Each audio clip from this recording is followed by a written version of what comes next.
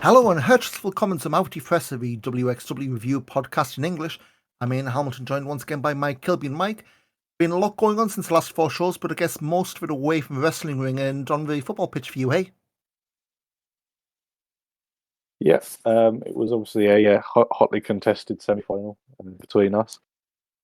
I don't know if that had actually happened before then, but No, I think I think we was the looking at semis it. were drawn then all the games have been since the last episode. It's been a month. Yeah, yes, but obviously, big day at Wembley, and lots to celebrate. And I still managed to get to the WXW show, so we were all good. Even Mr. Norman Harris. Yeah. Think someone put a good word in, but it's been like I say, it's been quite a month, and kick off a few news bits, and I guess the big one as far as like the structure of WXW, May 20th, so that's the morning of Fan. Dennis Birkendahl announced that Fan will be the last event he's doing for WXW. Handed in his notice. So he'd been with him for what decade? Most recently, he's creative director. If you've been on Eventum, you'll see his logos, for Carrot, for Tag Festival, for pretty much everything. I mean, that one really caught all of us off guard. Like, I remember Saturday morning, going through and seeing, a not quite an old SAP screenshot, but, the graphics from Dennis, like, oh, no, I've been here, it was a 9.5 years, and today's my last day. It, bolt from the blue, but, a pretty big part of the WXW structure, disappearing with, I'd say obviously some notes, but at least outwardly, quite a big surprise, especially since he announced the day he was leaving. Yeah, quite a last minute. Well, not last minute, obviously, but it was quite an unexpected thing to happen. I think what can't be overstated is the impact that Dennis had on I think the growth of WXW as a promotion during his time there. I think that it for more than anything, every single event that WXW has always had a very, very unique style. There's always something new and exciting. I've always thought that, at least like graphically, and I know it wasn't only graphics that he was involved with, but like everything was very exciting visually, exciting to look at, and fresh takes on just how to work on how to present a wrestling promotion. And I think his contribution to the company, I think you can't overstate it or overlook it at all. It's been it's a real shame to be going, but I think he's left the world, he left the company in a better place than obviously when he started there. I mean, when we've been going for weekends and we've bumped into him pretty much every show, one of the very friendly faces with not being part of the whole quote unquote media scene. But yeah, I mean, it was a Carrot, that whole I joked like the NXT, like the cube video walls and then the massive stage. I remember joking then, oh, you're going to end up buying a lot more video screens and do like a mock Thunderdome. Well, I guess whoever's, I mean, it's a Boris Ellis has taken over. I guess most recently she'll have been as like a camera up if you've gone by the end show credits. So she's doing all the entire graphics and technical stuff. So I don't know up to what point Dennis had had plans locked in, but I guess from now on, any configuration of screens, arena and stuff like that, it's gonna be her seal over it rather than Dennis's stuff, I'd imagine. Yeah, exactly. And I don't think it's anything to be particularly worried about. I think there will obviously be. I can't imagine this was something that was sort of decided on Saturday morning. I can imagine there was probably some form of handover, or we may have been looking at graphics already that or creative things which you already had Boris' hand on it. So it, with that, in that sense, I'm not particularly worried about it being too different. I also imagine that probably quite a lot of stuff that maybe is coming in the next year has probably already been done. So I don't think we'll possibly see any real change in maybe the style of things, possibly for maybe a year or so at least. I guess with all those changes as well. You're saying how maybe for match graphics, just because of dropping in, face mugshots and what have you in there. Yeah, I mean, like I say, I think with Dennis going, it's a big change. I say no one with any kind of tenure leaving. He wasn't the only one leaving though. Daniel Ferguson, he's going to become he's stepping up to become the events manager. That'd be admin, any other stuff that might have afraid. Nudge, nudge. Chrissy Neuber is now the lead of the social media team. So again, some faces have been around a lot more than you may realize.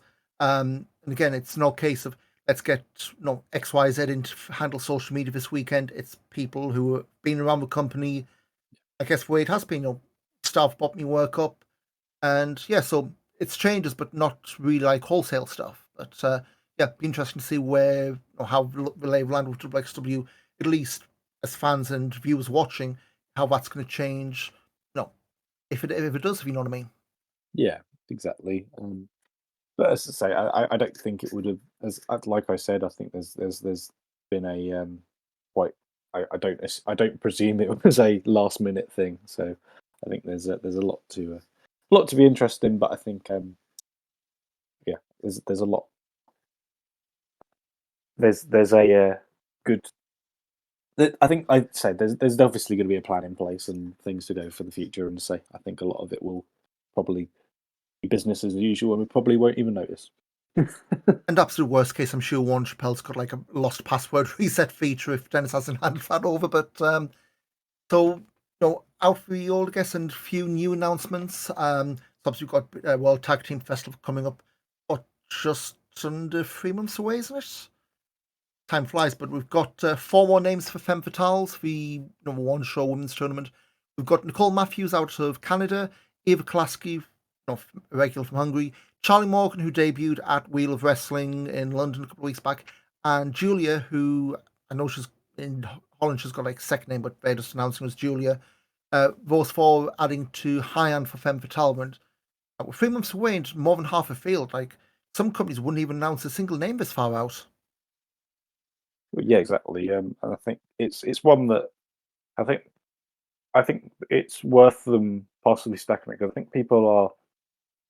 I think people maybe are. I think as we maybe will look at in a bit, are maybe thinking about what level of sort of pass they're going to go for the weekend. Because although obviously people will have just bought the festival pass, I think there are some people who are sort of thinking a bit maybe with their wallet and thinking, is it worth it to be because we're getting GCW and things, and it's not to everybody's taste.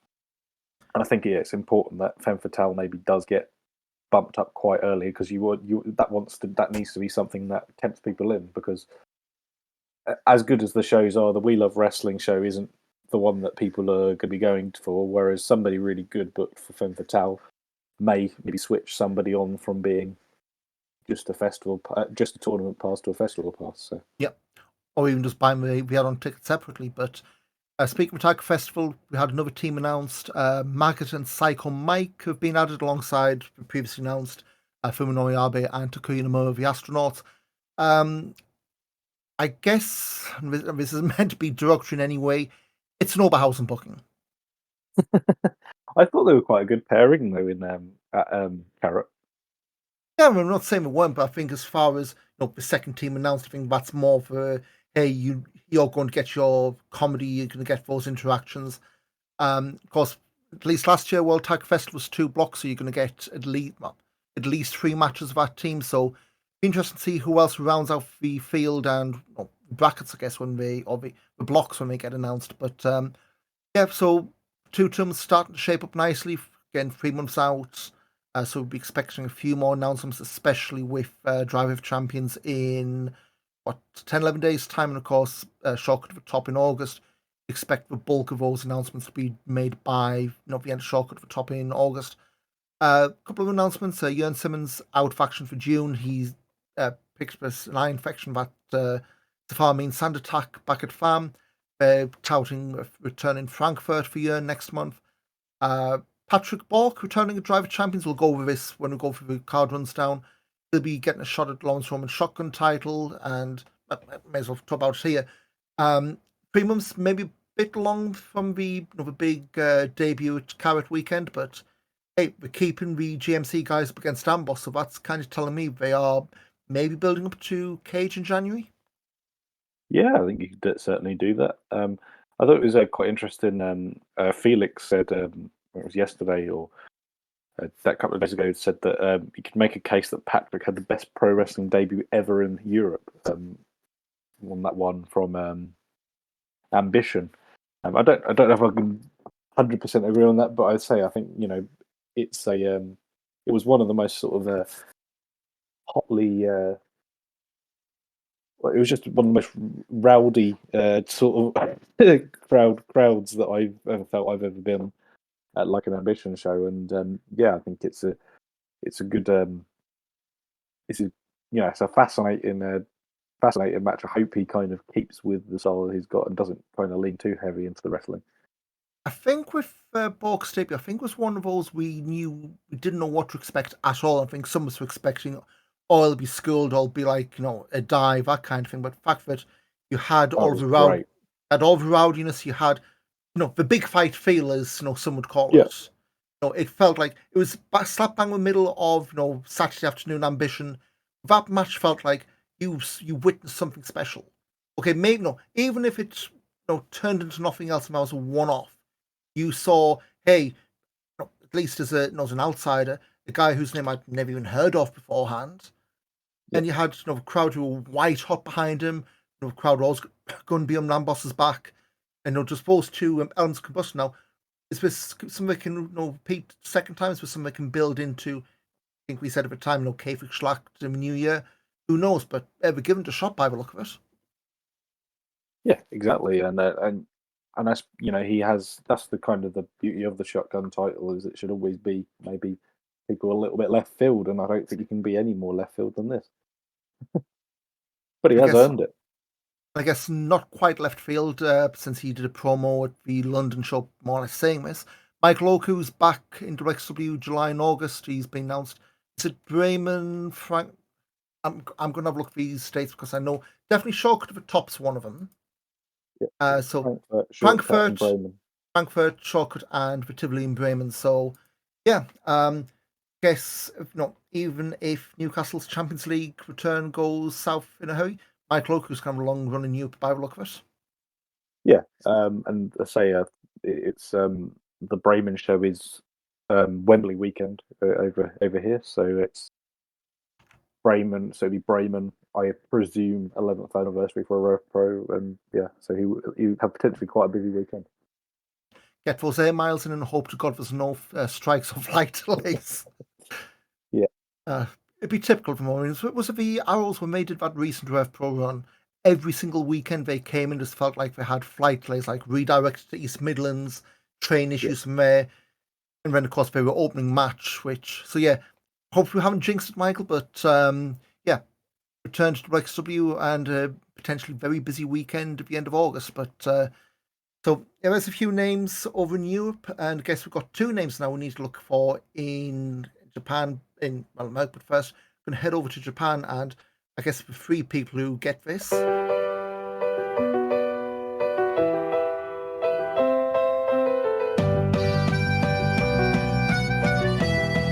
There's been limited action for Oscars. The Best of Super Junior tournament was mostly tournament matches, and of course he's a big guy, so he's not going to be flying around. May 26th, he was teaming with Oleg Bolton and Shota Umino, formerly of the UK's scene, losing to Kazuchika Okada, Hiroshi Tanahashi, Tomohiro Ishii. But Oscar has gotten a win on this tour. He tagged with Speedball Mike Bailey to beat Leo Rush and Yuto Nakashima.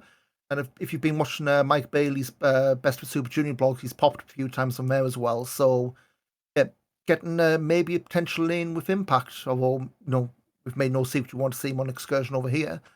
On top of that, this past Sunday, just for Dominion, Oscar took part in a gauntlet match. We've been doing this for Young Lions a lot. It's basically 3 5-minute matches. If you win one of them, you get 10,000 yen's worth of yakiniku meat. Win two, it's 50,000 yen's worth. Three, I think it's like 200,000 yen and a shot for a New Japan World TV title. Except Oscar got none of that. He got 2 5-minute draws against Ryuhei Oiwa, Oleg Bolton, and then lost to Yuto Nakashima. So no meat, no TV title shot, no nothing. You lose. Good day, sir. And yeah, for Oscar this month, he's on a few of the New Japan Road shows. He's teamed with Oleg Bolton against Togi Makabe and Tomoaki Honma on 3 separate nights, June 10, 14, 16. And then he's teaming with Yoshihashi against the new Bullet Club War Dogs pairing of Alex Coughlin and Gabriel Kidd on June 11 and 17. And yeah, I mean, I think we joked on Sunday, that's half a 229 as part of the Bullet Club these days in New Japan, at least, based on most new announcements. As long as Oscar doesn't join him. Well, he's not been corrupted by Shibata yet, so who knows? But that's what's been going on in Japan with WXW Jason Doska. Let's see what the WXW women's title's been going up to in the US.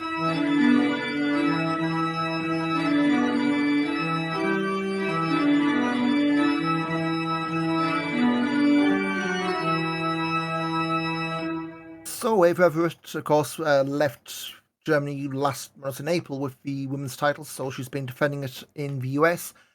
Beat Kelly at the Winds of Change show from Limitless Wrestling on May 20th in Yarmouth, Maine. Beat Becca on May 26th in East Haven, Massachusetts for Pro Wrestling Grind. And this past weekend at Live Pro Wrestling, she retained against Alicia Edwards in Fall River, Massachusetts. So a free defense, but I don't think any of these have popped up on WXW now. I know the Limitless shows up on IWTV. I guess Grind and Live Pro Wrestling will be there as well. But yeah, I mean, she's given defensing, but no, if there's a way they can get clips and put something together to for those who don't subscribe and watch everything under the sun. But hey, at least it's not a title that's going on ice for a few months. Yeah, you just need to like on each of the shows. You just need to go. She almost just needs to be like. By the way, here's what Ava's doing elsewhere. Just keep it, and it's like every single match is, even if it's just 15 seconds, 15-second recap of the finish sort of thing. That's what you want, isn't it? Yeah. But again, no, we're probably expecting back over in August, September for Patal. At least that's what I would say would make sense, but who knows what direction we're going to go in. But as we say, plenty of wrestling under the bridge to go then. But first up, we've got four shows. So if you've had that WXW Now subscription, you've had a lot to watch in the past month. And we'll start with the 30th time at the Markthal in Hamburg. I'm not going to go for all the results because we'll be here all day, but I think this was one was struck by was the first one struck by the injury bug with Axel Tischer, going down with a shoulder injury. So this was meant to have been, remember right? This was meant to be the show that Tihani had to win on to not get clean swept. Yeah. In the end, of course, Tischer's back out, but I think I'm just going to click through and check. Tischer, I believe. Yep, he's on the posters for the Bremen show and Hamburg show on August 25th and 26th. So he's due back next 2-3 months. So the summer pause is coming at a good time for him. But with no Tischer, Tihani was put in the main event against Shikahiro Irie. Of course, Mike D was out for injury, so Irie needed a new opponent there. Irie made the title match on the night. Again, I think that was probably the best match on the show. I don't think many expected Tihani to win the belt given the other storyline going on, but would have been a shock, I think. Oh yeah, it would have been a hell of a surprise for Hamburg. But I think we spoke about this at the time, but since Cohen, I guess even before then, the Hamburg shows haven't been that great. I think this was probably the nearest to the top level Hamburg show since they don't tend to take marquee events there. I'd say all around some really solid show, and we had Only Friends beating Not the Also Hungry with Dover being out to set up the tag title match a week later. Starting the push of Calypso, Kohai Kanoshita losing to Tristan Archer as you'd expect there. And then Norman Harris against Daniel Malcolm and Lily Bloom. Again, decent stuff. I think it's the kind of thing which is really starting to sow seeds for later in the last few weeks. Anything else that jumps out from Hamburg, apart from, I guess, the top two matches? Yeah, obviously the top two matches were really, really good. I thought, briefly on Kinoshita, because obviously he was on a few of the shows, but it was a pleasure to sit and read Kinoshita's blog. Did you read his Germany blog? Oh yes, he got the full German experience. He got the Yemen Döner. Yeah, He was it in Gelsenkirchen? He took him to was like something like street food festival kind of thing. yeah. And of course, with drunken nights. I mean, hey, if you're going to be there for 2 weeks, may as well get the full experience, not just crammed in on one weekend and be feeling worse for wear the Monday back. And Irie eats a lot of pizza. I'm now trying to think when Oberhausen does good pizza on cowed weekends. 360 is all right. 360 is probably the best pizza I've had in Oberhausen, but it's not saying much. Well, yeah, it's not exactly wide range unless he's going to. Is it a Pizza Hut or what have you got in Central? There used to be a pizzeria about just next to. Well, if you went under the underpass. Sorry, this is very niche. You went under the Like underpass this podcast is near niche. the. If you remember the old academy, if you Oh went yeah, under the yeah. underpass by the train station, there was a pizza place there. That wasn't bad, but obviously we don't need to go there anymore. Well, unless you want to get horribly lost, but Yes, I mean I wouldn't go there because it take you. There's only one train an hour, so unless you're willing to sit and eat it on the platform, there's not very much point going. yeah. Although there's the last again this will be over by then, but the last one was only the shuttle trains. I've had a few more, but yeah, it's not great. But so, moving on from Hamburg, went to Papenburg, the glorious glass warehouse. I think Yeah, we did this about a year ago, and you had a fantastic, day to night transition. Um, I think it was only like the main event had like the really dark outside and was like light and slowly fading as it went. But yeah, Kohai Kanoshta beat Anil Marek. Anil's still doing losing gimmick stuff there. Clipso Tristan Archer beating Magden Baby Allison. Pulled the trigger at Oberhausen for fan. Splitting apparently splitting Maggot and Baby Allison because Maggot's not taking stuff seriously, which yeah, we can talk about this one when we do fan, but the stuff about this I'm not keen on. But yeah, Peach Honey Blanc I guess stole the show in Papenburg, just like we did at Carrot last year. And then Lawrence Roman beat Irie in main event non-title, set up. I think we said last time it was a one-on-one match. Irie and Oku in Oberhausen became a four-way. yeah, But anything else in Papenburg? And knows there was a wheel of wrestling. I say yeah. It was a throwaway, fairly but nondescript show. I think yeah, there was something about the main event which kind of made. I think it put a little bit of doubt into our minds. I think from with regards to the fan show, it was a bit of a shock. Well, not so a shock, but it was unexpected sort of win for Roman in the final. Sorry, in the fight in the main event. yeah. So I guess skipping Yeah, over to fan. So main event, Shigehiro pinned Lawrence Roman, met Han Michael Oku in the same match. So the story going in, originally advertised was Irie and Oku in Oku's debut. Uh, Metahan in storyline had a title shot given to him by Norman Harris when he was in charge and chose fan to cash it in to make it a freeway. Then Roman's win, massive asterisk help of Amboss, blah blah blah. In Poppenberg, he got added. So for me, that set the stage for crap. Is this Irie's last match here? Like it would have been. Yeah, no, because okay, they have rescheduled the Mike D match. It was like, no, did they just run out of dates? Is this was this going to be the plan? Like has he got some to go more home contenders? quicker than we expected, sort of Yeah, thing? Yeah, but yeah, that thankfully wasn't the case. No, that I mean, I think Oku, we said for times, absolutely stole the show in his debut. And as we just said, he's got repeat booking, so yay for him. Roman didn't look out of place here. Metahan still not convinced by this level. Like he's still missing like that killer instinct since he came back from land of Enfield. I really don't know how he'd get it back. Like he's not working regularly in WXW, but he's been booked against a level where almost like remember when Tisha was getting the Heimspiel or mini yeah. tour treatment, kind of like that, where it's like he's a bigger. Not I'm not saying he's a bigger name than WXW, but because he's had time in WWE, he's kind of a step above, for one better word, and It, it's doesn't it, need to do the smaller shows. it kind of feels a bit with Meta at the moment. Is there a question mark over his long term commitment?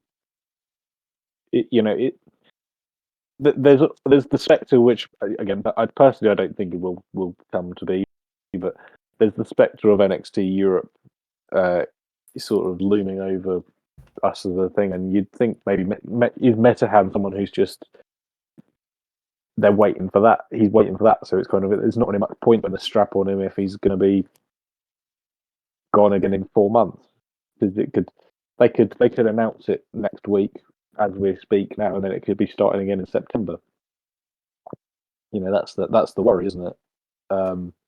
I mean, we're coming to the best part of the year now since NXT UK shut. Like the last tapings and the brand going on hiatus. That's the official way they put it. Like surely if they had plans for NXT Europe, and they did say 2023, I know we're not even halfway through, but put into against the backdrop of Endeavour buying out WWE, every Friday it feels like people are saying, there's going to be cost cutting, there's going to be releases. Against the backdrop of that, and the question we've brought up before is just where the bloody hell do you base this thing? Like, yeah, to me, it just, this can be something I can see, maybe a year or two, I'm going to be look for fool like I do always. I don't see it happening. Like, just take off the Endeavour stuff. Yeah, I don't either. NXT UK was a tough sell, for obvious reasons, but it was a tough sell because you were touring and you had people had to watch on the network or BT Sport. When they travelled, you're going from York to Coventry to Brentwood, to Plymouth, to all Norwich, yes, to all of the I don't say the nowhere towns, but place that wouldn't get like a main WWE show, like place which don't get much wrestling, if anything. Yeah. You're then going to upload that and drop that in Europe. Okay, great. So now you're expecting a wider European base who would have been watching NXT UK anyway, expecting fans from from Paris to travel to Berlin, to travel to Hungary, to travel to Italy. Like, really, is that what the to me is that what the the mission sim, what the plan is? Because I don't buy that one bit, and I don't think many people do. Like when WWE does stuff, they announce stuff like when they shut down NXT UK and said, "Oh, NXT Europe's coming." They didn't even have a bloody placeholder logo. Like, they didn't even have a trademark, did they? Not for time, no. Yeah. Like how I know you don't do like a quick and dirty Photoshop job. You've had 10 months at this point, I think. How long does it take for you to do like a wavy, blue flag with gold stars in a circle and NXT Europe? Even as a placeholder, the fact you've not even had that, and the fact that I don't listen to all the press scrums and all that, but the fact that it barely comes up ain't happening. Okay, fast forward in a year to, we're calling this June 6, 2023. Fast forward, maybe end of 2024, it's up and running. It's doing as bad as NXT UK was, but the way things are, I don't get what it's going to happen. But maybe there are some people they've told, don't get too invested, don't get too deep anywhere, because if we pull the trigger, it's going to go fast. But I don't buy it. But yeah, you look at people like Metan, you look at people like a Mal, which I think of them sort of people. Maybe people like Subculture. Who just had running a weekend in Impact, which again is a bit okay. They've got connections, but out of all of the European scene, Subculture for a weekend, really? Yeah, strange, isn't it? But anyway, elsewhere in the card, talk about other names from Europe that aren't usually on WXW cards. LJ Clee was back. He was the latest fill-in for Axel Tischer. Lost to Peach Tahani. And this one, what the hell is this, Michael? Like, I don't see anything from Ireland these days, but I was expecting fast pace, action, go. This to me felt like a chore at times. Like LJ coming out, happy smiley, shaking everyone's hand apart from that poor woman in the front row of the Zubars. And I don't know, like he was flip flop from goody to baddie throughout. It's like I don't know what we're doing, but at times it felt like they were waiting to get some kind of trick right now. Kicking to keys like, yeah, you've gone 15 minutes, take it home, lads. Like this just didn't click. I felt it was obviously the showcase show from Tagfest last year. Once I realised that everybody gets 10 minutes, it kind of made all of the matches pretty dull. Once you realise that's pretty much what they got. or 10, 15 minutes. And I felt that this was even more of a drag than the match that I knew was going to go 10 minutes. It just never bloody finished, did it? I think the biggest issue you've got with it is, and I don't know if there's any other bookings coming for LJ, whether it's a one-off. It's like you can do a match. I mean, we've seen before. You come and do a match, it leads to further bookings. And again, I don't know what. Now, I don't want to put any blame on it, but I don't, because we don't know what we're told to do. But going in expecting fast paced, and we got keep it slow, keep chin locks, that kind of stuff. It's like it just wasn't what I was expecting. It wasn't what I wanted much. It wasn't bad. It just wasn't what I wanted to see from most too. Which again, it was Peach Tahani's first win after a pretty long losing streak, so it did that. But yeah, yes. Wasn't a success. It was a bit of an odd one. I guess probably say that about Fan in general. Like, I wouldn't say it was a bad show, but it certainly was a bit. Okay, that happened. Very odd. Some very odd. Only Friends beat Arrows that. by DQ, blatant low blow. I know that's leading to a best shot 3 falls at Driver Champion, so I get it, but doesn't mean I have to like it.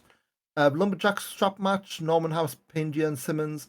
I think that's one where we were quite excited about the stipulation, but then live, or at least watching back on tape, you knew the fans weren't going to get invested. They gave Norman a lashing. So, people didn't exactly react until Norman got thrown outside. I think, yes. Okay, 10 minutes was fine, but unfortunately, when you've got a stipulation like that, I'm not saying Norman should have taken a lashing from everyone the entire time, but it's all kind of thing of, if you built up to the payoff, unfortunately, it's like the whole Iron Man match thing. You say you can have a 36-minute Iron Man match on TV, especially people tune out, might drop back in every 10, 15 minutes, see where it is. But they're not going to care until it gets to the final stretch, because you've told them by saying this match will go this amount of time. Nothing's going to matter until the final 5 minutes. 40 minutes of it don't matter, yeah. Yeah. Well, going Hamburg v Iron Archer had there, which I know some really hated at the time. But with this, there wasn't anything Norman or Ewan doing was bad. It was just the stipulation meant the crowd knew they weren't going to get the finish until the Attitude Era back in the day. Yeah. Big matches, people were conditioned, ain't going to finish until there's a run in. And this was kind of a proxy of that. Wait till the top of the hour on each 15 minutes, yeah. So not bad, and it's leading to Norman and Levaniel at Driver Champions. So someone's bought a few leather straps, and oversized dog leads. Here we go.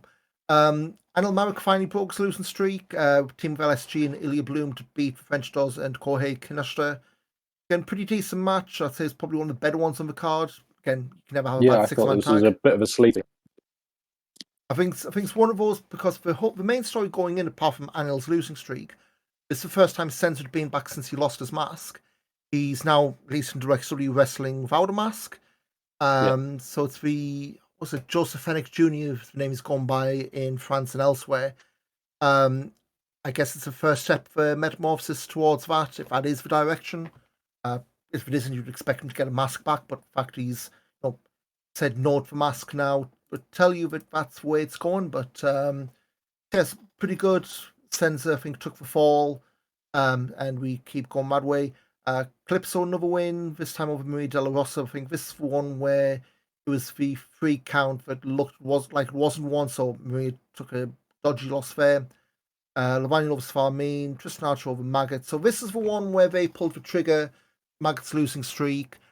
Baby Allison getting more or less pissed off because you're not taking this seriously. And I mean, felt a bit of a replay of the Kelly AJ thing, didn't it? Really, it had me worried it was going down that path. I mean, 2 months ago he's in a blood feud with Fahura, and now it's interesting. Like, I don't understand where we're going with it. Like, I don't know if that's like a reaction to who we're going, or whether this was also planned. I've finally sent my my ex-tag partner packing, and now he's almost resting his laurels too much. But I think it's the whole Maggot's going to be relaxed for a good couple of months. He's going to go to Tagfest with Psycho Mike, and it was going to be emphasised even more that they're just two lads having a bit of a laugh. And I think that's going to probably keep on going until it's just like a breaking point, isn't it? Have him snap and then him turn bad. Yeah, I mean, I think we've done him. Or Psycho Mike, run. Or at least body slam him first, I guess. And then, of course, we had the Academy show. It was in the afternoon. They released the Academy Championship match as the pre-show. Nick Schreier beating Alex Duke, Darius, and Danny Frey. It was a four-way elimination match. It's fine for what it was. I'm not usually a fan of multi-mans, at least the Academy level stuff, but we did pretty well for the time we had. Nick, first Academy champion with I guess the remnants of an old tag team / super fight belt. So you get the matte but shiny belt, and you fight up to the main roster and get the proper metal shiny belts.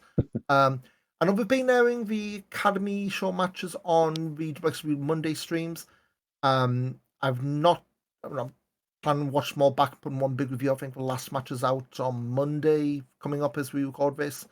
They've been fine. No short matches, but I forget was it Eros? I think the guy debuted on whose match debuted on this past week's show. Looked like a not ginger Will Caven, not ginger or tattooed Will Caven, which make that comparison what you will, but again, the WXW Academy, they always make a point of they don't debut guys till they're ready. They don't throw them on pad matches out. I mean, just from what I've seen, the venue looked pretty good for. I think there's like 200 people there. They had the banners for Havok, the Gelsenkirchen Academy hanging off the balcony, so it looked kind of like the Academy but in a bigger room. It's a pretty decent turnout and pretty reactive crowd as well. So good experience for all the young'uns. Yeah, exactly. And I think it was sort of something that was long promised. I think, as I say, like you, I haven't actually really caught any of it yet, so I can't comment too much on it. But I'm delighted for Nikki to be getting the title. I think he's a very, very exciting prospect. He's getting bookings what GWF. He's done the Project Nova Collision, which I've reviewed it every week on my website. It's 10-minute, less than 10-minute matches, so you're not going to be getting no barn burners of it, but really good wrestling. They're telling really good stories. And the fact, say each episode's less than half an hour. Perfectly digestible stuff, and exposes you to new talent. If you're not watching all the European undergraps or the old Eurograps. Yeah, exactly. And I think we've obviously long said he's the project of Roman and Tisha, isn't he? So but he's kind of got I think he's just as a sort of a young baby face. I think he's perfect. He's got a good sort of underdog spirit to him. In the same sort of vein as people who maybe would have come past. I think he's a great person to maybe have that. And I hope it does maybe become a bit of a. It doesn't just be a thing that's within the academy. I think you want maybe, at least on the marquee events, maybe the Academy Championship just has a match as the Fight Forever match, or even as before the Fight Forever match, you have 2 undercard matches or something. It's the sort of thing I'd like to see more of. Or if Nikki's on the main roster on a show in a tag team match with, I don't know, Anil Marek, you want Nikki to come out with a belt. That's the sort of thing. Yeah, you don't want to be someone sequestered away in the squash court in Gelsenkirchen if everyone's sweating the bollocks off, that kind of thing. Yeah, exactly. I mean, like I say, that belt of places, the trophy that came to a very unfortunate end just over a year ago now. Like I say, it's a brand new lineage. You're not getting the whole. It's from Oscar to this. It's brand new, so we forget the history of that old trophy. And the Timo Feist was one of the last holders of it. I know it wasn't. I don't think there's that many cancellations on there. Let me have a look. Looking on Cage Match now, Academy Trophy. I screwed myself by one. Johnny Evers, Rotation, Timo Feist, Redacted, Benjamin Van Ez, Vinny Vortex, Golden Boy Santos, and Oscar. So, I mean, Mouser Trophy had been on since December 2015. So it had a good run, even if it wasn't used on storylines most of the time. But see where the Academy belt goes. Yeah, I will talk about it at the card roundup. Wannabe former Academy champions heading to Japan soon, but of course, just over a week ago, came over here to London at the Tufnell Park Dome. So I think you missed the first half because Luton were just going to penalties when doors open. Wembley. It went, yeah. So yeah, I mean, how dare you? Kidding. But I think this one, I would say, it was a show of two halves. Like first half was fine.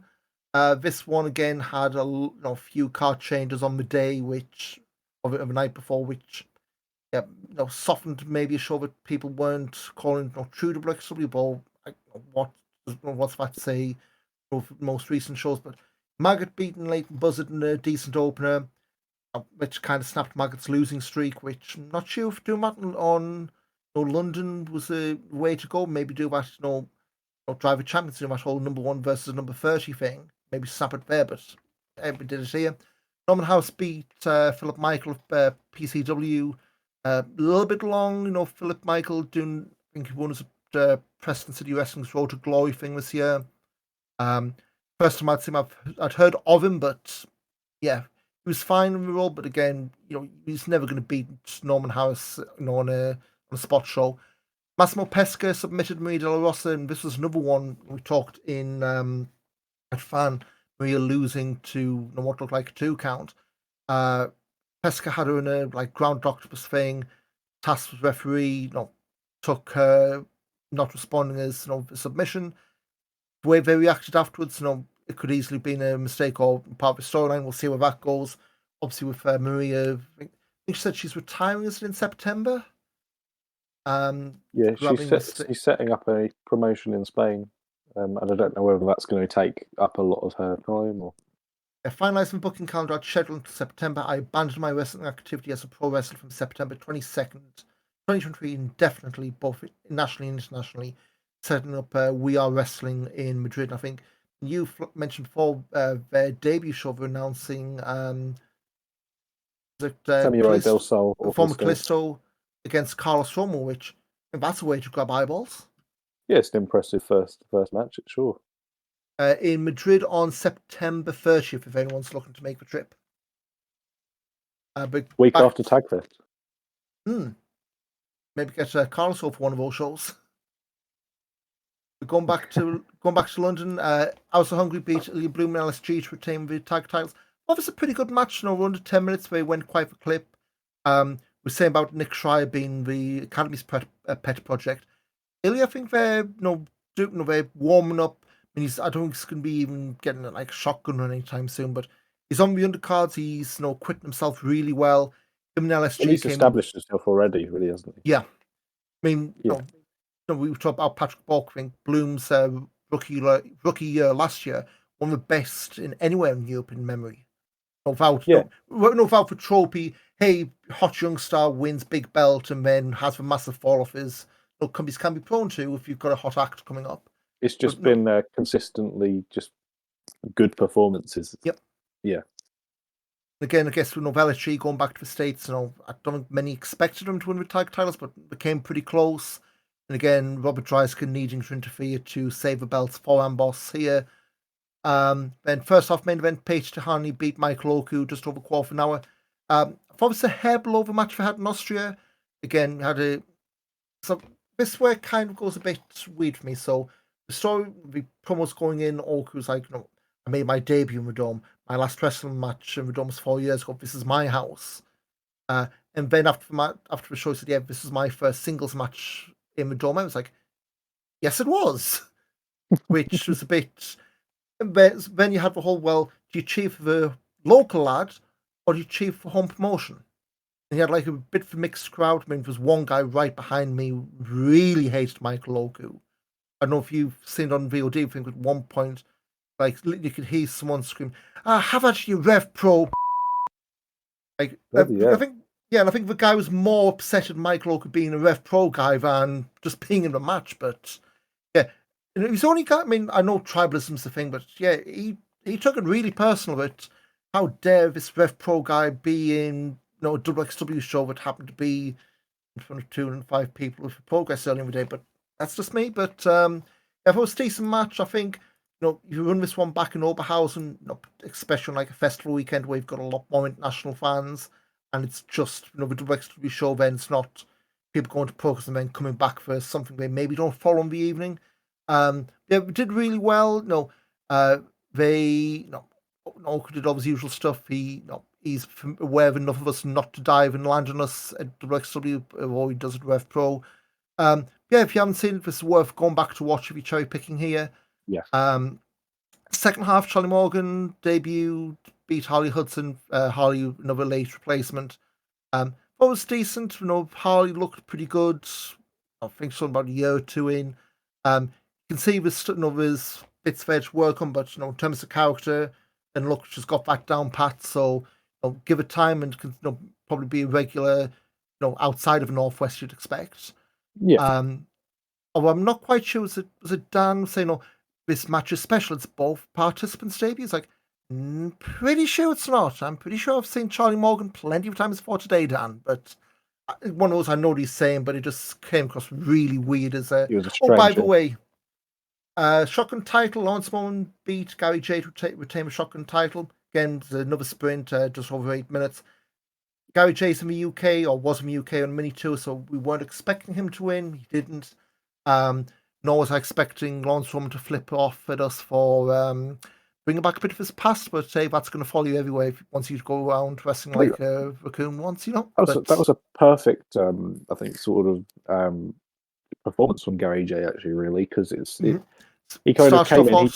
He came in and he just got he just put in a very good shift against somebody who I wouldn't say Roman's exactly established, at least in front of a British crowd, but I think he just did neither men are particularly established, and I think that was probably one of the most active, pleasant surprises. It was one of the most active / quite well received matches on the card, I thought.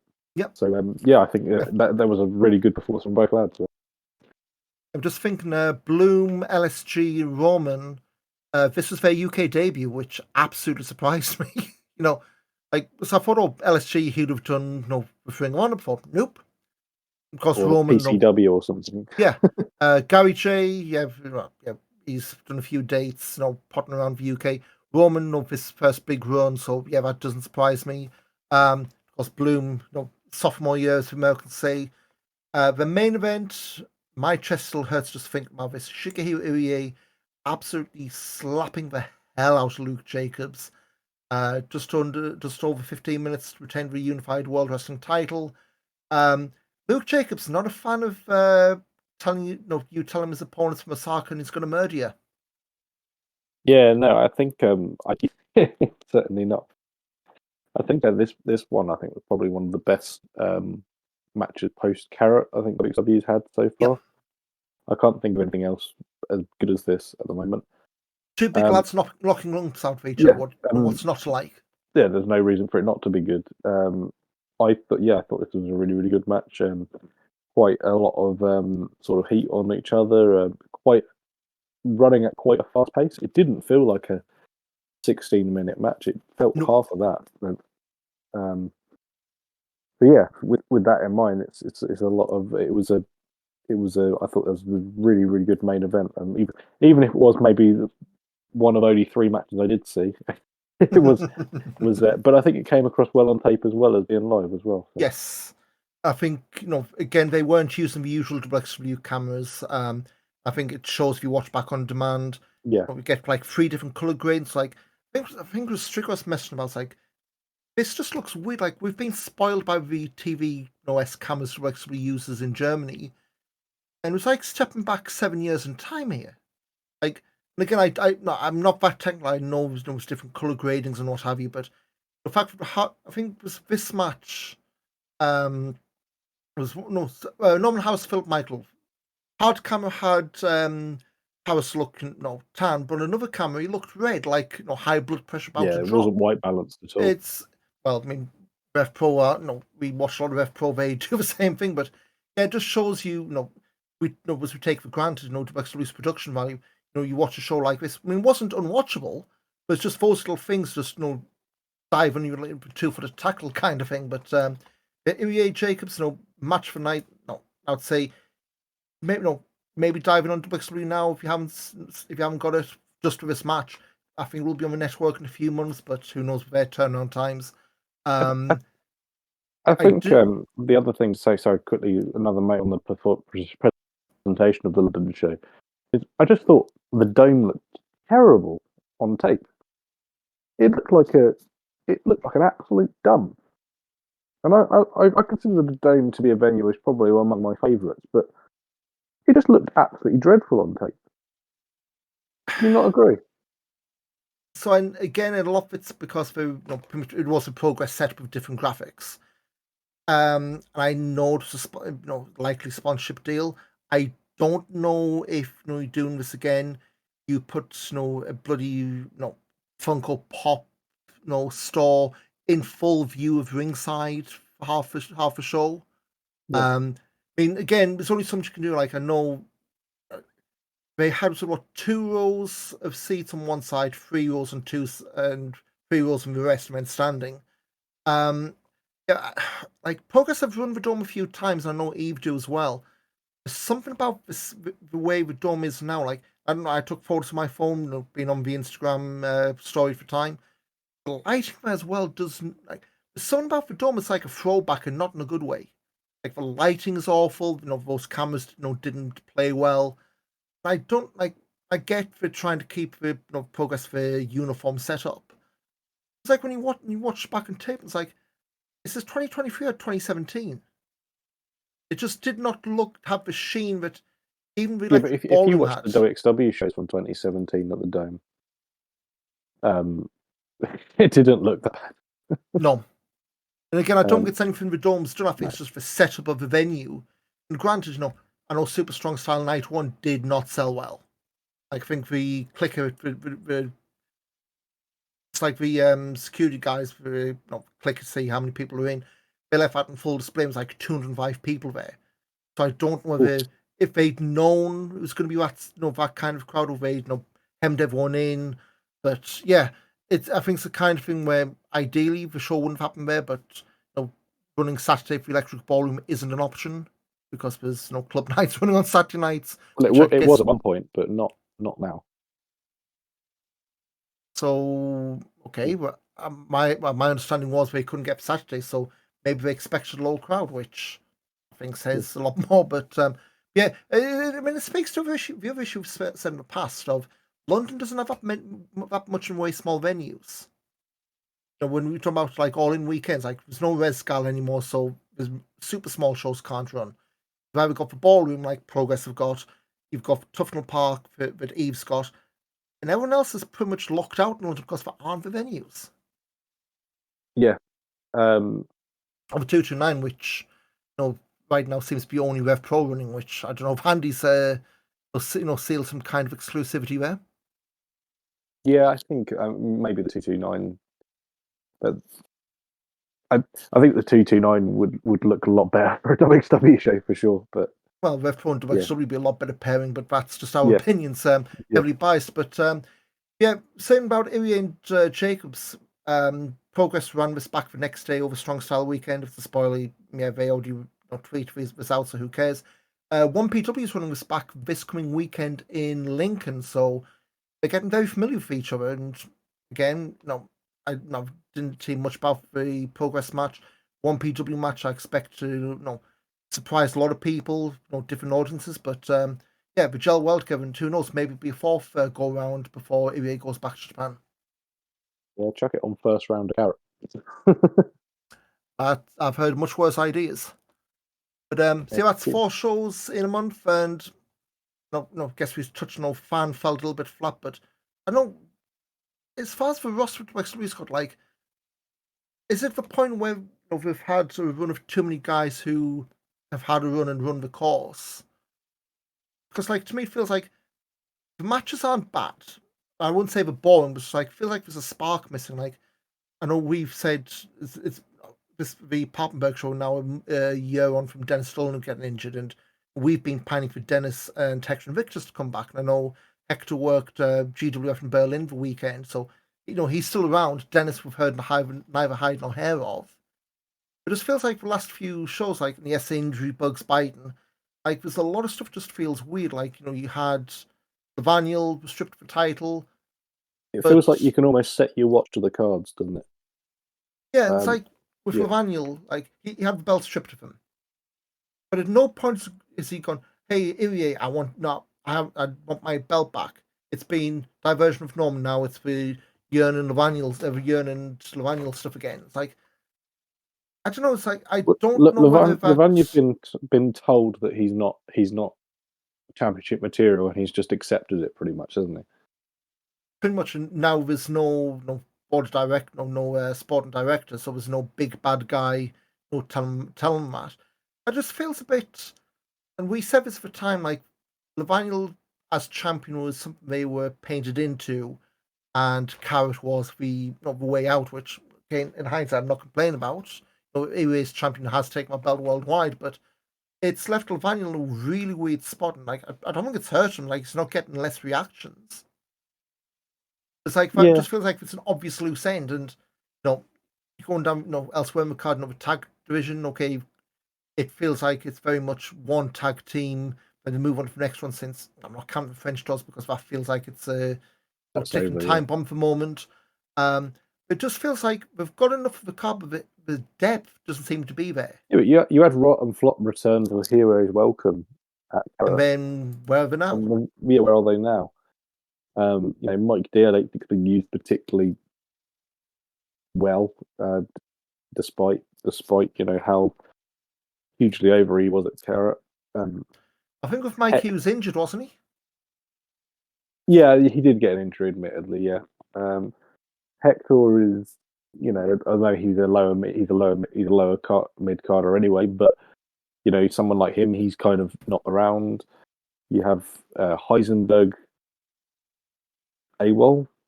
I was looking the other day, and I don't think he's appeared anywhere for a while now.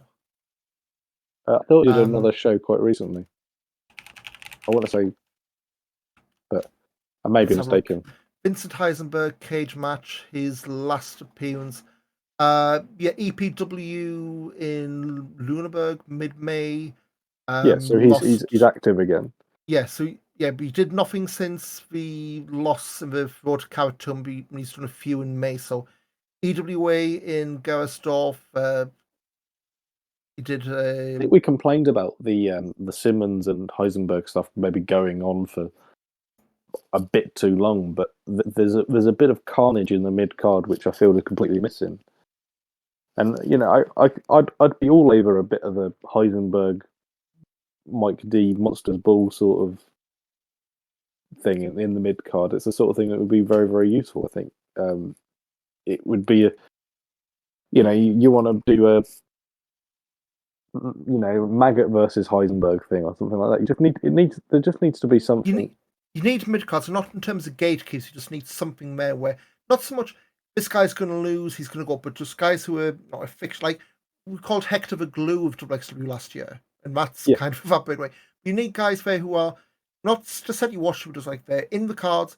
Okay, they're not being fast tracked. Okay, they might get a shotgun thing, but not they're in for a couple of shows and cycled out.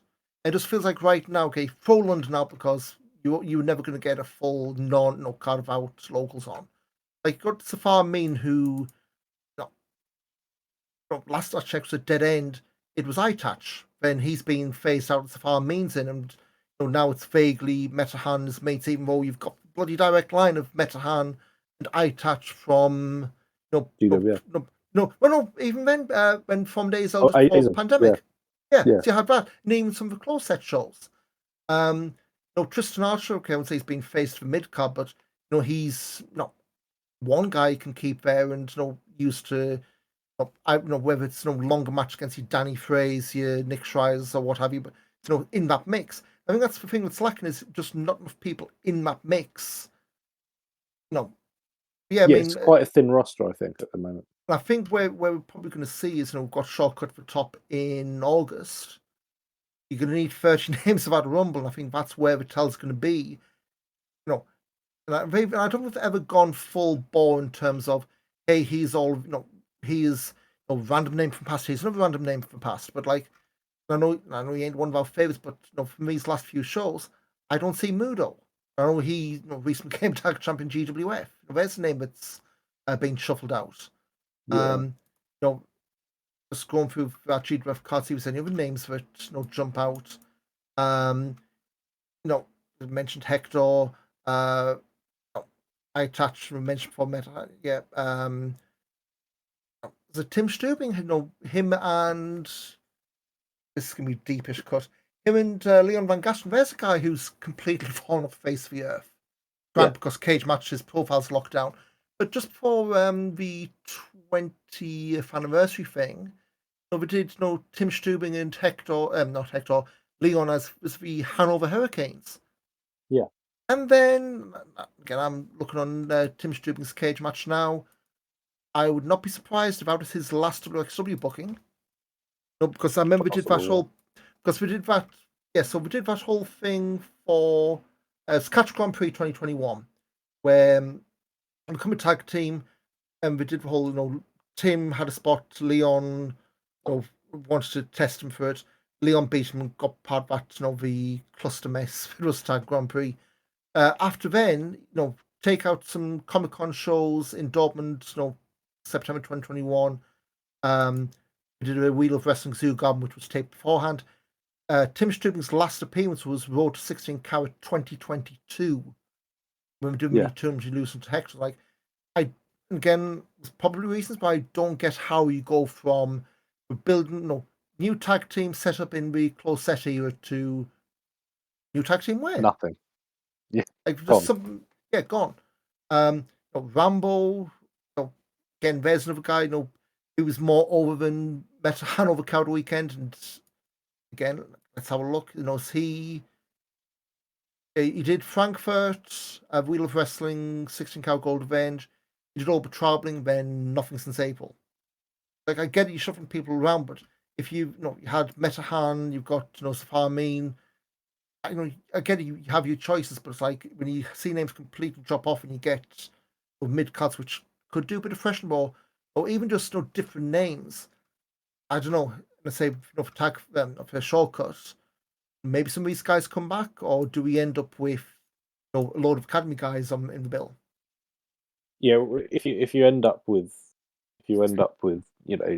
eight of the names end up being people who haven't been seen on the card since bloody Tag Fest, I think that's when you may have a bit of a problem. But Uh-huh. yeah, I think there's definitely a bit of a desperate, very flat undercard at the moment, and I think it just needs to it just needs a little bit more spice in there, really, for me. And so, like, there's not talent there. Yeah, I mean, exactly. we said Oku, there's a name to not bring up. I'm surprised Leon Slater's not being given a shout. If I'm being perfectly honest, I Yeah, know maybe the GCW connection, but speaking of GCW, we touched on this earlier. I had a look earlier. Tag Fest, we still have VIP packages. I think also went on sale about 4 months ago, and that's a bit. I would say it's a red flag or a wave warning signs around. Control still available, but and we've got this in a couple of months. We've got Money in the Bank coming to London in a month's time. AEW end of August. Do you think there's any chance for two massive events from the big two elsewhere in Europe? Do you think that's having any effect? Because I mean, we've seen some of it. Maybe Progress that's having an I think impact. Rev Pro there as might be a well. bit of a chilling effect on it. Yeah, I I think think maybe Restvia, yeah. people who maybe would have been looking at maybe Tagfest as a thing, I probably would be more likely to be going to, I think, Wembley. And if you're not if you're not within the immediate vicinity of Wembley, that's a hotel, and it's a long weekend in London, the most expensive city on the planet, Mm-hmm. possibly a flight or a train. So, And but keep your fingers crossed there's no train strikes or any other stuff to screw things up. so it's not going to be a cheap weekend if you're doing AEW, and let alone for that, tickets for you look at 80 quid minimum, another another 50 quid if you're going to Rev Pro the night before. It's not a cheap weekend, and I think people may have the budget to only do one of them, and I think probably I think it has certainly had a chilling effect on Tagfest. I think European wrestling in general, but we'll see. Who knows? It's re-argued. Progress weekend. They brought back Will Ospreay. Yes, there was other circumstance which soured it, but in general, if a product, this isn't a knock on anyone. If a product's worth paying for, people will find the money. Whether it's whether it's a big stadium concert or whether it's your foot, you go to see your football team having a bad run. Or well, you'll get some fans who'll go, well, I'd rather spend my money elsewhere. Perfectly fine. But to see what announcements they do get, and who knows? We said last episode GCW not our cups of tea. Maybe they announce someone who might swing our minds, or maybe they bring people over who go, yeah, you know what? I will be in bed by midnight on Saturday night. But again, we'll see where they go. But Mace makes our so plenty of wrestling to come. But we've got a ton of shows announced, and the upcoming summer pause. Week on Saturday, Driver Champions at the Turbine Hall in Oberhausen. We finally get Mike D against Shigehiro Irie for the Unified World Wrestling title there. Braun Strowman defending the shotgun belt against Patrick Bork, we talked about earlier. Norman House and Levaniel in a strap match. No fans as lumberjacks with straps. Just guess this will be the touch the four corners one, which oh boy. Also hungry and only friends in the 2 Falls match for tag titles. Since the last one was a DQ. And then we have rotations come back against TBC and a four-way with shortcut for top implications. Baby Allison, Metahan, Igel Blanc, and Maggot. Whoever gets the win gets number 30. Whoever takes the fall goes at number 1. And that's the match I would have thought they would have, pulled the trigger on Maggot and Baby Allison. Yeah. Have the argument of the match, have Maggot lose by a roll appeasing at number 1. Or even if Baby Allison pins him, she goes in 30. And, look, you could have had this. But we've already pulled the trigger. We'll see where that goes. I mean, Maggot already getting a win in London. Kind of means it's not quite the way it could have been. But hey, we'll see where we go. Expect what we've got. So we'll go 1, 2, 3, 4, 5, 6 matches. Maybe number 1 or 2 I'd imagine to be announced. Why? Mike on Chris, I could have sworn it was a Tristan Archer match announced as well. That I've missed. Possibly, yeah. We have got a Tristan Archer against Peach Tahani. That's the one I missed. So maybe one more match and then fight for the pre-show stuff. So again, it's not looking too bad a card. Irie against Mighty, I think that's going to be a lot of people seeing. Was Mike D? I would say flash from a pan. Hell, yeah.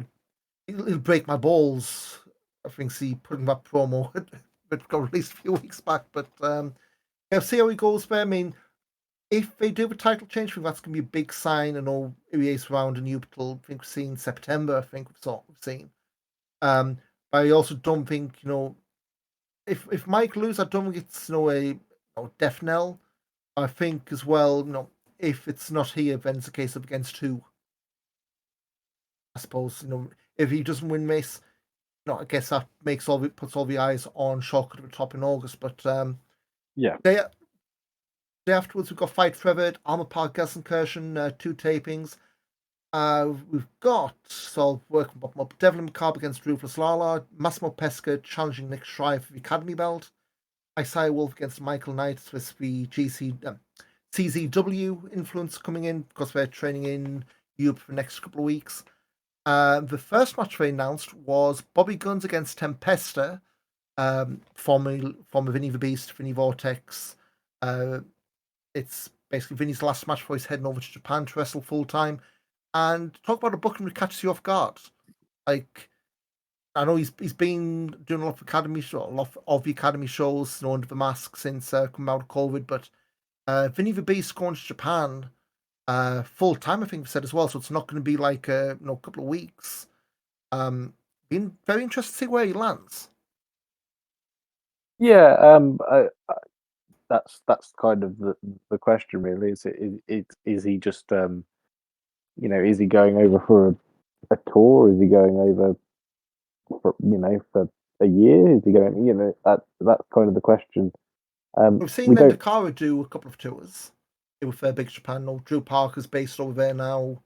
I don't know if it's makes Yeah, it freelance, but yeah, so it's not unheard of, but it's also not quite the name we would have expected from European scene to have done that. yeah. You just like somebody might have put a good word in for him. He might have been, there's been enough people from Japan who've maybe gone over and he sort of said, "Can you give me a hand with it?" There's a lot, and not Animac, Endokara's out there currently, isn't he? So it's could it have been something with him? It's all it's a very odd it's a very very odd um, sort of puppy going over. But I mean, it's perfect. If he goes out there and improves immensely, he's been very unlucky with the injuries. I know that, but if he goes out there and improves, then that's you know a wonderful thing to happen. Yeah, and it's more than proverbial gold watch at the end of a career. Because I mean, when we did it was the Hamburg show from like 10 years ago, he's been around a lot longer than you'd think. But say it's just the injuries; it just never seems like he's had a good long run before something's in trouble. Whether it's been injuries or the pandemic last time, but we'll see where he goes from there. July 8th, Wheel of Wrestling Frankfurt Batch Cup. French Tours against Only Friends announced there, and I'd fully expect this one's getting taped. Unlike the night after, Wheel of Wrestling at the Club from Hell in Erfurt. Lawrence Roman against Fast Time Mood with a shotgun title, and Norman House Levaniel announced there. I think that's one that kind of gives away being released, but we'll see. Then we've got the Summer Pause, a month between shows, and we're back at Shortcut at the Top of the Turbine Hall on August 12th. August 25th at the Tivoli in Bremen, not that one, for those of you who scored OTT. August 26th, Wheel of Wrestling Hamburg, Marktal. This one I could see them maybe doing, taping both and putting out since everybody else is wrestling Yeah, that weekend. September 2nd, Wheel of Wrestling at Salzgitter at the iSport Halle. This one I wouldn't expect to be released, but no, no, I no, it was definitely Stranger Things come out from those. Um, and after Salzgitter, we have got September 21st in the Circle 14, the Academy in Gelsenkirchen, then Tag Festival September 22, 23, and 24.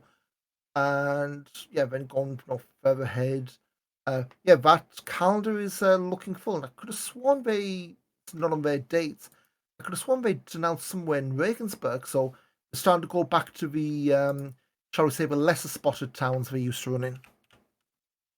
yeah, and I think that was the whole thing from Tassif. I think just not long after we'd all sort of reopened again, and he said it was going to be a longer time. It was going to be a longer time before it does sort of come back to places like that, isn't it? Like brings the whole, everyone have one go round of the have one go round of the gone blank now. Have one go around like the big acts doing their world tours afterwards, and then they'll be the keep my ship steady kind of place. But especially now with you know now shows do seem to be dying down. Like certain Wembley doesn't seem to be getting booked as often as it seemed to be, Yeah, and I guess that's the same all over. But yeah, very stacked next couple of weeks. Driver Champions fight forever, and I think they're drip feeding those on the Monday stream. So yeah, I think that's one to keep an eye out for. Then Batch Cup in July. Yeah, it's after a hectic month, things seem to be slowing down going into a long hot summer. yeah. So it always sort of begins to sort of ease off around that sort of time, and say once you get to the shortcut again, you're racing towards. There's a lot more going on in August and September than there was last year. Yeah, And we'll say that for a start, because I it mean, yeah. wasn't a shortcut. Shortcut was in early August, and then there was nothing until Vienna, wasn't there? Looking through, yeah, it sounds. I'm looking now, 2022. You had because we've moved stuff around because you had Broken Rules taping in June because that's where the Amboss group was formed. A double taping in June. We did Paris. We did Wheel of Wrestling and Dead End. Shortcut for top, and then a big load of nothing to until Sim City in September. Then, yeah, so we're getting back more to a regular schedule, and you'd expect, if they haven't done Broken Rules now, I'll be going back to its October slot. So yeah, after a couple of years, things finally getting back to where they were. Yeah, exactly. And if there's a long time in between there and there and Tagfest. There's lots of things to be announced still. So yeah, Yeah. quite a few months. Bachelor dude, we've ended up going thick end of an hour and a half, well, just nearly an hour and a half, if this is right. Yeah, so plenty to go through, but if you haven't got time to watch 4 shows, Irie Luke Jacobs from London, the Irie Forward from Papenburg, and the I'm sorry, from Fan. That's what I was thinking. Just try and find from Fan the Tahani Eigel Blanc match from Papenburg. Well worth your time if you're just cherry Yep. picking. And then from Hamburg, Irie Peach Chance gets hey Shiggy into Tahani Men of the Month for WXW it seems. As they tend to be anyway. So Yeah, yeah, but Irie's just taken up the place of Tisha really for them currently. and Vaxman being back in time for Tag Festival, who knows? If he is back for Tag Festival, I can see him squeezing, match 4, and then match 5 will be over. Oh, match 3 there, match 4 somewhere, and match 5 over Tag Festival weekend. And hey, I think we called this a few weeks ago. Yeah, exactly. And that will do it for another episode. We'll be back probably in a few weeks with whatever's happened from Drive of Champions. Who knows? Did Mike D get the win, or is Irie still coming on strong? But that'll do it. Mike, any whereabouts can we catch you going into the long summer? You can see me on everything as at Mike Kilby. That's everywhere you can see me. Yeah, I already do this, so not much else really to plug. So yeah, at Mike Kilby on everything. You can catch me at Ian Wrestling on Twitter, Instagram at BackBodyDrop for wrestling photos. Guess that'll do it for another month. We'll see you in a few weeks. Until then, stay cool, stay hydrated, and cheers. Cheers.